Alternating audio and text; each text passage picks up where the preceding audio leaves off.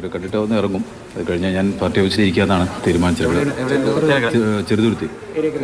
ചെറുതുരുത്തി അവിടെ ഓഫീസിൽ. ഇപ്പോൾ വെള്ളത്തോളിനഗർ ഏരിയ കമ്മിറ്റി ആയപ്പോൾ ആ കമ്മിറ്റി ഇപ്പോൾ തൽക്കാലം ചെറുതുരുത്തി ലോക്കൽ കമ്മിറ്റി ഓഫീസിലാണ് ഏരിയ കമ്മിറ്റി ഓഫീസും പ്രവർത്തിക്കുന്നത്. അവിടെ ആ കേന്ദ്രത്തിലുണ്ടാവും. പിന്നീട് അതിനനുസരിച്ച് ഞാൻ അങ്ങോട്ട് പോകുകയെന്നാണ് തീരുമാനിച്ചിട്ടുള്ളത്. ഇന്നത്തെ ഒരു പ്രതീക്ഷ എന്ന് പറയുമ്പോഴേ 100% കോൺഫിഡൻ്റ് ആണെന്ന് പറഞ്ഞു, വളരെ കോൺഫിഡൻ്റ് ആയിട്ട് കാണപ്പെടുന്നത്. ഈ തെരഞ്ഞെടുപ്പിലോട്ട് തിരിഞ്ഞു നോക്കുമ്പോൾ, ഈ കഴിഞ്ഞ ദിവസങ്ങളിൽ തിരിഞ്ഞു നോക്കുമ്പോൾ എന്ത് തോന്നുന്നു? ഒരു ഫിഗറിലോട്ട് പറയാൻ കഴിയുമോ? അപ്പോൾ ഇല്ല, ഞാനിപ്പോൾ അത് പറയുന്നില്ല.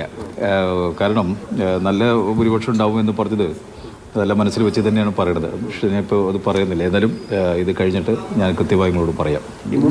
മുമ്പൊക്കെ കൃത്യമായിട്ട് ഭൂരിപക്ഷം പറയാറുണ്ടായിരുന്നു. ഈ തവണ എല്ലാവരോടും ചോദിക്കുമ്പോൾ ജയിക്കും സ്ഥാനാർത്ഥികൾ പറയാറുണ്ട്. പാർട്ടി പറഞ്ഞിട്ടുണ്ടാവുമല്ലോ. അതെ, ഏകദേശം നമ്മൾ ഒരു അപ്രോക്സിമേറ്റ് എല്ലാം പറയാം. ഒരു വിലയിരുത്തലാണ്.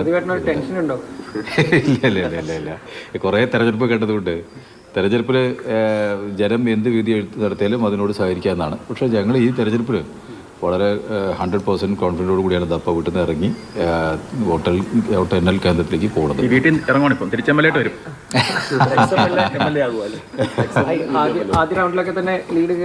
അതെ, ആദ്യ റൗണ്ട് തന്നെ വരവൂർ പഞ്ചായത്തും അത് കഴിഞ്ഞാൽ ദേശമംഗലമൊക്കെയാണ്. അപ്പോൾ നമ്മുടെ സ്വാധീന പ്രദേശം ഏറ്റവും കൂടുതൽ നല്ല പാർട്ടി സ്വാധീന പ്രദേശമാണ്. ഇതെല്ലാം ഈ കേന്ദ്രം പോക്ക് കാണുമ്പോൾ തന്നെ നമുക്ക് മനസ്സിലാക്കാൻ കഴിയും. അത് കഴിഞ്ഞാൽ തന്നെ ട്രെൻഡ് കിട്ടും. ഈ 2 പഞ്ചായത്ത് എണ്ണി തുടങ്ങിയാൽ തന്നെ നമുക്ക് ഇതിൻ്റെ 2 പഞ്ചായത്ത് എത്ര ലീഡ് ഉദ്ദേശിക്കും തുടക്കത്തിൽ? അല്ല, അങ്ങനെ നമ്മൾ ഓരോ പഞ്ചായത്തിൻ്റെയും സ്പെസിഫൈ ആയിട്ട് നമുക്ക് സ്ഥാനാർത്ഥി തനിക്ക് ഞാനിരുന്ന് അങ്ങനെ കണക്കാക്കിയിട്ടില്ല. ഞാൻ തുടക്കം മുതലേ പറയാറുണ്ട്.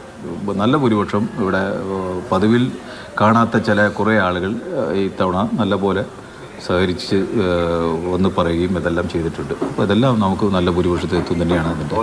8 മണിക്ക് വോട്ട് എണ്ണി തുടങ്ങും. എത്ര മണിക്ക് ജയിക്കും? നമുക്ക് കാണാം. നമ്മളെല്ലാവരും ഉണ്ടല്ലോ അവിടെ, നമുക്ക് എല്ലാവർക്കും കാണാം. Thank you. UR പ്രദീപ് വളരെ ആത്മവിശ്വാസത്തിലാണ്. ഇപ്പോൾ UDF സ്ഥാനാർത്ഥികൾക്ക് ക്ഷേത്രത്തിൽ പോകാം, പക്ഷേ LDF-കാർക്ക് ഇപ്പോൾ അതും പറ്റില്ല. വൈരുദ്ധ്യാത്മക ഭൗതികവാദത്തിൽ വിശ്വസിക്കുന്നത് സരിൻ കമ്മ്യൂണിസ്റ്റ് അല്ലല്ലോ. സരിൻ കമ്മ്യൂണിസ്റ്റ് അല്ലല്ലോ, LDF സ്ഥാനാർത്ഥിയാണ്. അതുകൊണ്ട് എന്താ സരിൻ കോൺഗ്രസിൽ നിന്ന് വന്ന ഇടതുപക്ഷ സ്വതന്ത്രനായി മത്സരിക്കുന്ന ആളാണ്. എന്തായാലും ഇഞ്ചോടിഞ്ച് നെഞ്ചിടിപ്പാണ്. 5-ൽ 5 വരുമ്പോ ആർക്കാകും ഹൃദയാഘാതം ഉണ്ടാവുക എന്നാണ് കേരളം കാത്തിരിക്കുന്നത്.